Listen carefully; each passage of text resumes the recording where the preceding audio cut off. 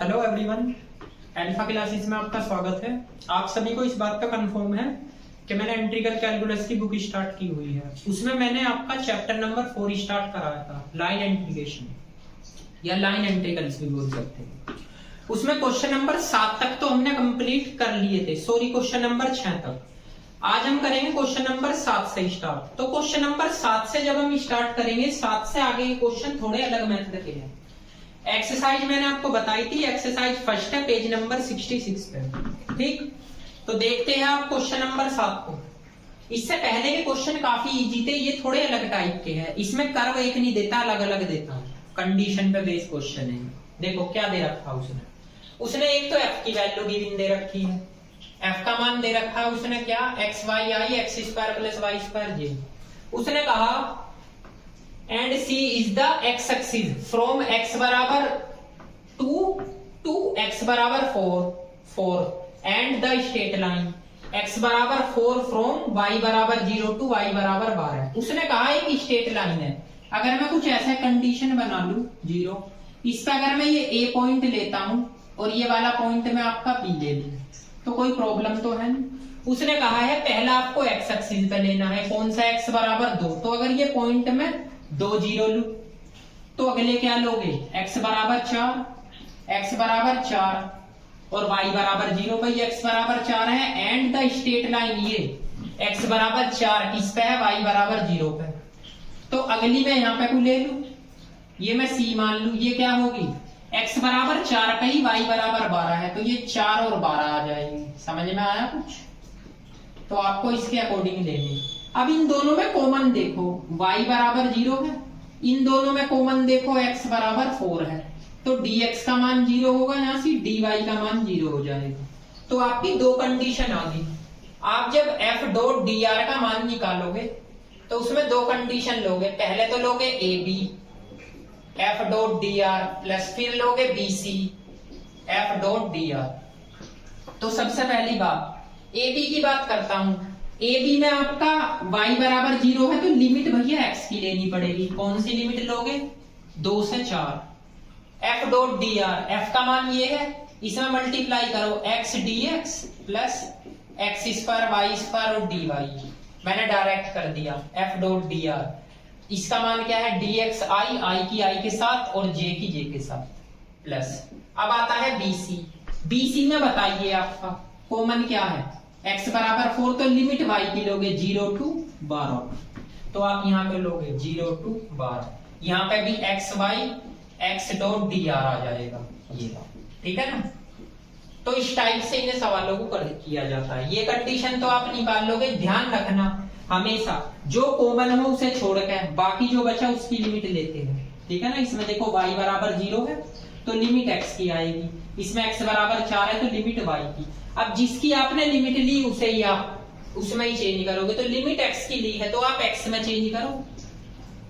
तो जब x में चेंज करोगे तो y बराबर क्या रखोगे, 0, dy बराबर 0। तो यहाँ dy बराबर 0, यहाँ y बराबर 0, ये तो हो गया 0। दूसरा बचा 0 टू 12। इसे आपने किस में चेंज, किसकी लिमिट ली है, इसमें y की लिमिट ली है तो आप इसे y में ही चेंज करो। x बराबर 4 dx बराबर 0 रखो, तो रखो dx बराबर 0, x बराबर यहाँ रखोगे 4 तो 4 रखोगे तो 16 प्लस वाई स्क्वायर और dy एज इट इज। ये सब खत्म, इसका इंटीग्रेशन कर लो तो ये होगा 16y, ये होगा y की पावर 3/3, तो 0 टू 4। अब एक बात बताओ, जब अपर लिमिट रखोगे अपर ही रखे जाएगी तो 16 इंटू 12 आएगा। जब इसमें रखोगे 3/3। तो आप एक बात बता दीजिए, जब हम इनकी मल्टीप्लाई करेंगे, एक तो आपके पास क्या है, ये है आपका, तो इसकी मल्टीप्लाई क्या आएगी, इसकी आ जाएगी भैया 192, इसकी 576। तो जोड़ के बताना क्या भाई, इससे एक टर्म कट सकती है 12 की, तो आप मल्टीप्लाई कर लेना 144 में 4 की, तो यही तो आएगा 576। अब 576 और 192 को ऐड कर दीजिए तो आंसर लगभग क्या दे रखा, सही दे रखा 7 6 8, यही आंसर आएगा इसका। तो देखो कितना इजी क्वेश्चन था, ठीक है ना। तो इस टाइप के क्वेश्चन आपके एक पॉइंट के ना होकर अलग अलग होते हैं। तो आप उसी के अकॉर्डिंग स्ट्रेट लाइन बना लो, बस ये चेक कर लो कौन सा पॉइंट कॉमन है उसमें उसे छोड़कर लिमिट आपको x की लेनी, और जिसकी आप लिमिट लोगे सवाल उसी में चेंज करोगे। x की ली है तो सारा x में चेंज करोगे, तो dy की जगह 0 रखोगे, ठीक है ना, उसके अकॉर्डिंग। इसमें लिमिट y की ली है तो x बराबर 4 dx बराबर 0 रखोगे, ठीक है ना। देखो यहाँ x बराबर dx बराबर 0, x बराबर 4 रख दिया, ठीक है ना। तो जिसकी लिमिट लेते हैं उसी में चेंज करते हैं। तो ये काफी इजी क्वेश्चन है, इसे नोट कीजिए फिर आगे चलते हैं। देखो क्वेश्चन नंबर 8, ये सबसे ही अलग है। इसमें पॉइंट एक्स वाई जेड के दे रखे हैं। एक तो फंक्शन दे रखा, उसने कहा अलोंग द लाइन जॉइनिंग। जब इस टाइप के आपके 3 पॉइंट आते हैं तो सबसे पहले एक लाइन की इक्वेशन होती है, मैं आपको बताता हूँ कौन सी। ये होती है x minus x1 upon x2 minus x1, y minus y1 और y2 minus y1, z minus z1 और z2 माइनस z1 रख दो। x माइनस x1, x1 का मान 0 है, x2 का मान क्या है भाई 2 minus 0, y minus y1, y1 का मान 0 है, y2 का मान 1 माइनस 0, z माइनस z1 इसका 3 माइनस 0। तो आपके पास x अपॉन 2 बचेगा, y अपॉन 1 बचेगा, z अपॉन 3। इसे कर लो ठीक है इक्वलेंट। इसकी कंपेयर इससे करोगे तो x का मान 2t आएगा, फिर इसकी करो y का मान t आ जाएगा, फिर इसकी z का मान 3। अब ये वाली वैल्यू इस फंक्शन में रखो f, तो क्या है 3x², इसे लिखोगे 3 इंटू ये 4t² आ जाएगा i। इसके बाद है 2z xz, तो इसकी करो 3 दूनी 6 और 6 दूनी 12, t और t t², ये t² आ गया, ठीक। y है माइनस t, ये j आ गया प्लस, इसके बाद z के है यानी 3t के आ गया। अब आप एक बात बताओ, आपके पास ये भी तो है xi yj और z के, इसमें भी तो रखोगे भैया। तो x का मान 2t i, y का मान t j, z का मान 3t a। अब आप dr अपॉन dt की वैल्यू निकाल लीजिए, तो ये कितना आ जाएगा 2i, ये कितना आएगा j, ये कितना आएगा 3t। बस आप इसका फॉर्मूला होता है f dot dr upon dt into dt, इसमें रख दीजिए। तो लिमिट आप ले लो कोई सी भी 0 to 2, इससे 3 आंसर आएंगे, एक तो 0 to 2 लिमिट लेकर, एक 0 to 1 लेकर, एक 0 to 3 लेकर। मैं एक निकाल के बताता हूँ। f डॉट dr, f का मान क्या है भैया, ये आ जाएगा आपका 12t² i, और ये आपका प्लस के 12t² और माइनस t j, और यहाँ पे 3t a।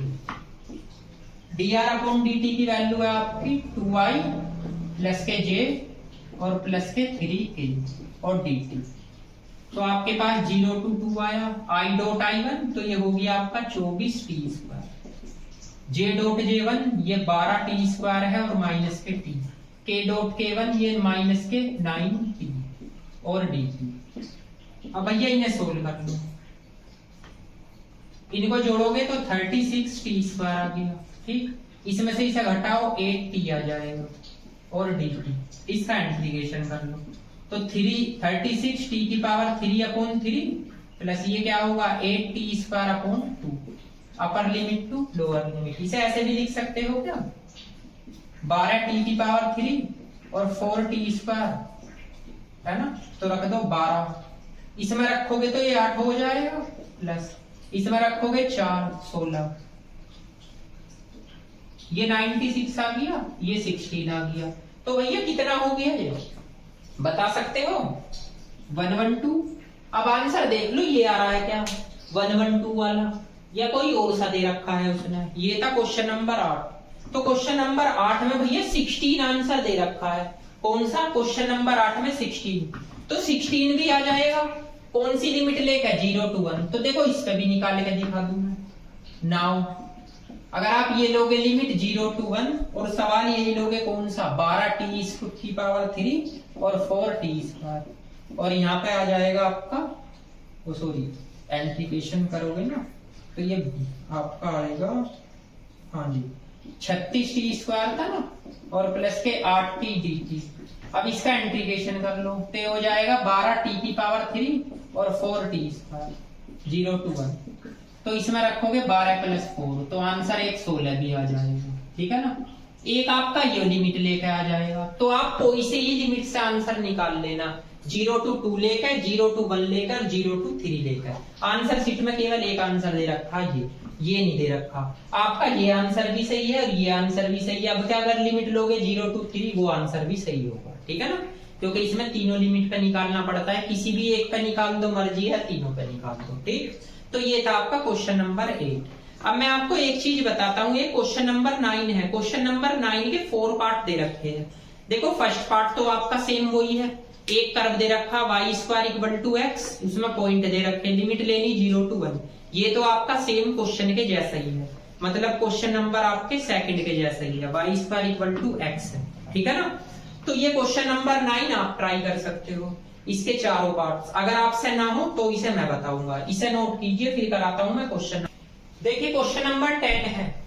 इस क्वेश्चन नंबर 10 में एक तो आपको फंक्शन दे रखा वेक्टर, उसने कहा एक रेक्टेंगुलर है, उसके पॉइंट दे रखे।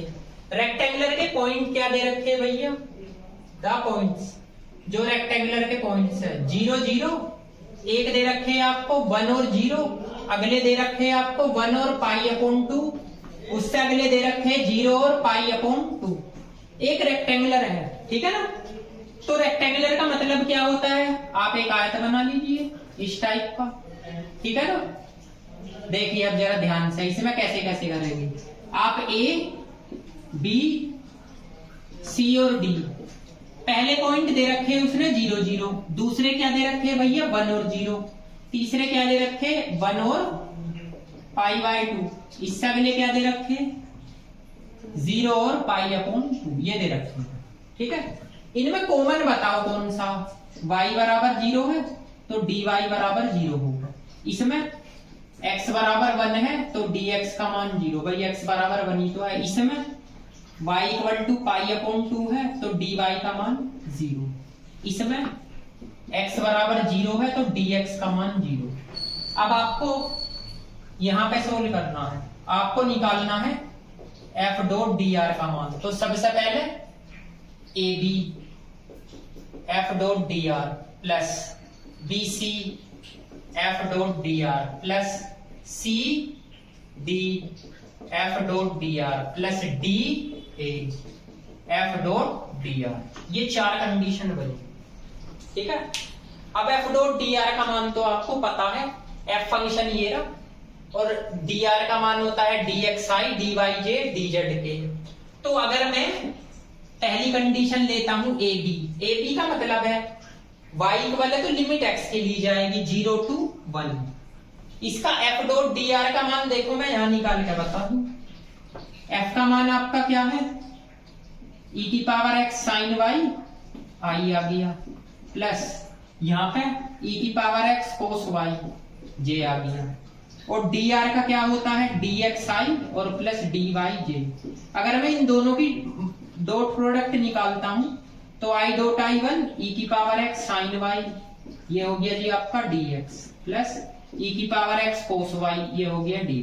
तो इस वैल्यू को रख दो सब में, तो पहले तो यहां रख दोगे e⁻x sin y dx plus e⁻x cos y dy plus, अब bc के लिए किसकी लिमिट लोगे y की 0 to π/2, इसमें भी f.dr यानी वो सेम उतार दीजिए y dx plus e⁻x cos y dy, ठीक, प्लस अब बात आती है cd में किसकी लिमिट लोगे x की, तो 1 से 0 e⁻x sin y dx e⁻x cos y dy plus dA की बात करते हैं, dA में किसकी π/2 से 0, तो π/2 से 0। आपको ऐसे ही चलना, A से B, B से C, C से D और D से A। e⁻x sin y dx e⁻x cos y dy, ठीक है। तो इस कंडीशन को आपने सब में ब्रेक कर दिया। सबसे पहली बात, लिमिट किसकी ली थी आपने, इस समय लिमिट ली थी x की, तो आपको सारा x में ही चेंज करना पड़ेगा। y = 0 है, dy = 0, यहाँ y = 0 रखोगे, dy = 0, तो 0 to 1, इसका मान 0 आ गया, ठीक है ना, प्लस।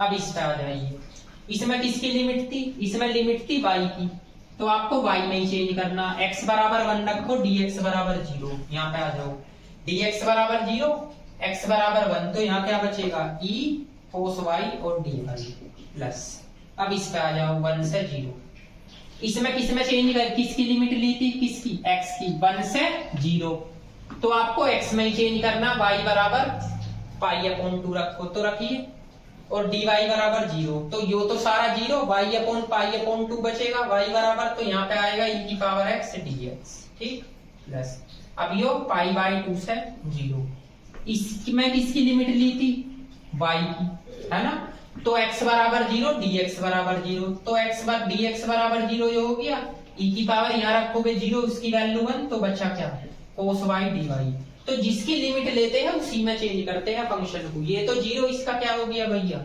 e बार, ये क्या हो गया sin y, इसकी लिमिट क्या है दूसरे नंबर की, 0 to पाई अपॉन 2, ठीक है ना, ये वाली है। अब इसमें रखो अपर लिमिट, इसका मान e की पावर x का, e की पावर x 1 से 0 प्लस, इसका क्या होगा sin y पाई अपॉन 2 से 0, ठीक है ना, ये यहाँ पे लिख दो कभी समझ में ना आए, पाई बाय 2 ये 0।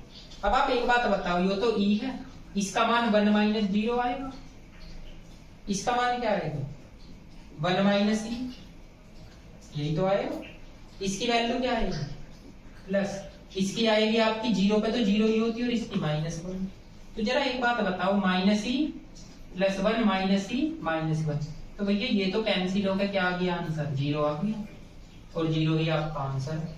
तो इस टाइप का एक एग्जाम्पल है, बड़ा इंपॉर्टेंट है, इसी बुक में मैं बताता हूँ आपको, एग्जाम्पल नंबर है 6, इसी टाइप का है, रेक्टेंगुलर का ही, तो ये काफी इंपॉर्टेंट एग्जाम्पल है, तो इसे एग्जाम में आपको कई बार करके जाना है, इस टाइप के क्वेश्चन एग्जाम में काफी पूछे जाते हैं, पर ये ध्यान रखना पॉइंट आपको जरूर देगा, और उनमें एक पॉइंट कॉमन होगा, जैसे इसमें y कॉमन है, इसमें x कॉमन है, इसमें y कॉमन है, इसमें x कॉमन है, तो आप जिसकी लिमिट लोगे उसी में चेंज करोगे क्वेश्चन को, और y बराबर यहाँ पे देखो 0, dy बराबर 0, इसमें y की लिमिट ली तो x बराबर 1, dx बराबर 0, तो आपका ऐसे ही लेना 0 to 1 लिमिट, फिर 0 to पाई बाई 2 लिमिट, फिर 1 से 0, फिर यहाँ से पाई बाई 2 से 0, ठीक है, जो कॉमन है उसे छोड़ दोगे, तो ये था आपका क्वेश्चन नंबर 11। अब बात करते हैं क्वेश्चन नंबर 10, अब बात करते हैं क्वेश्चन नंबर 11 की। क्वेश्चन नंबर 11 भी बहुत इजी है, इसे भी देख लीजिए, इसमें भी एक कंडीशन दे रखी सर्कल की। देखो क्वेश्चन नंबर 11, ये जो क्वेश्चन नंबर 11 है सबसे ज्यादा इजी है, इसमें क्या रखा, आपको फाइंड करना है f का मान, यानी f डॉट dr का, f की वैल्यू उसने गिवन कर रखी और एक सर्कल गिवन कर रखा, ठीक, z बराबर 0। एक बात बताओ आप, अगर मैं इस सर्कल में कुछ पॉइंट रखता हूं, जैसे x बराबर अगर मैं 2 cos t रख दूं, y बराबर 2 sin t रख दूं, तो सेटिस्फाई करके 4 आ जाएगा, और z का मान आपका 0 है। हमें किसका मान निकालना है, हमें मान चाहिए f डॉट dr का, वैल्यू क्या होती है, x माइनस वाई आई है और प्लस x प्लस वाई जे है, डॉट dr का मान dx आई और भैया प्लस dy जे, ठीक, यही बस बचेगा, और तो नहीं बच पाने का। i डॉट i1 तो x माइनस वाई, यहाँ बचा dx, j dot j1 x plus y, यहाँ बचेगा dy। अब उसमें t है तो इसे भी t में चेंज करो, ऐसे लिख सकते हो x minus y dx upon dt plus x plus y dy upon dt, और बाहर भी आप क्या लिख दो dt। अब आप रखिए, इसमें रखोगे 2 cos t, इसमें रखोगे 2 sin t, dx upon dt, इसका मान बताओ यहां से, dx अपॉन dt का मान क्या आएगा, ये आएगा माइनस के 2 sin t, ठीक, यहां से इसका मान बताओ dy अपॉन dt का, ये आएगा 2 cos t, ये भी रख दीजिए इसमें, तो रखिए यहाँ पे, इसका मान है आपका -2 sin t प्लस ये 2 cos t plus 2 sin t, dy upon dt का 2 cos t, और बाहर क्या है जी आपका dt। अब बात आती है लिमिट की, देखो सर्कल है, सर्कल की लिमिट होती है 0 to 2 पाई। अब आप इसकी मल्टीप्लाई इसमें करो तो क्या होगा, माइनस के 4 sin t cos t, इसकी मल्टीप्लाई इसमें करो minus minus plus 4 sin square t, इसकी मल्टीप्लाई इसमें करो प्लस 4 cos स्क्वायर t, इसकी इसमें करो 4 sin t cos t, बाहर क्या है आपका dt, इससे यो खत्म, यहां से 4 कॉमन ले लीजिए और इसकी वैल्यू हो जाएगी जी 1, तो dt, यहाँ पे 4, इसका इंटीग्रेशन t 0 to 1, तो यहाँ 4, यहाँ रखोगे 2 पाई माइनस 0, तो आंसर क्या आएगा 8 पाई, ये आंसर। तो ये लगभग क्वेश्चन नंबर 11 तक मैंने आपको करा दिया कंप्लीट, ठीक। तो क्वेश्चन नंबर 11 के बाद में क्वेश्चन नंबर 12 है, 12 के 2 पार्ट्स है, ठीक, और कुछ इसके एग्जाम्पल है, तो वे मैं आपकी कराऊंगा आने वाले लेक्चर में, ठीक है ना। आने वाले लेक्चर में क्वेश्चन नंबर 12 और इसके कुछ इंपोर्टेंट एग्जाम्पल है, वे सारे के सारे कंप्लीट हो जाएंगे, ठीक है। तो उसके बाद आपकी ये एक्सरसाइज भी कंप्लीट हो जाएगी, उसके बाद मैं इसकी सरफेस की एक्सरसाइज कराऊंगा, ठीक है। देखो मैंने आपको पहले ही बता रखा है कि मैं एक का क्वेश्चन और एक का चैप्टर आपका कंप्लीट कराऊंगा, ठीक। तो आपका क्या काम है, बस जो है ना आपको अच्छी तरीके से पढ़ना और टाइम से पहले आपका सिलेबस कंप्लीट हो जाएगा, इस बात से बेफिक्र रहिए, ठीक है। तो मिलते हैं नेक्स्ट वीडियो में, तब तक के लिए थैंक यू।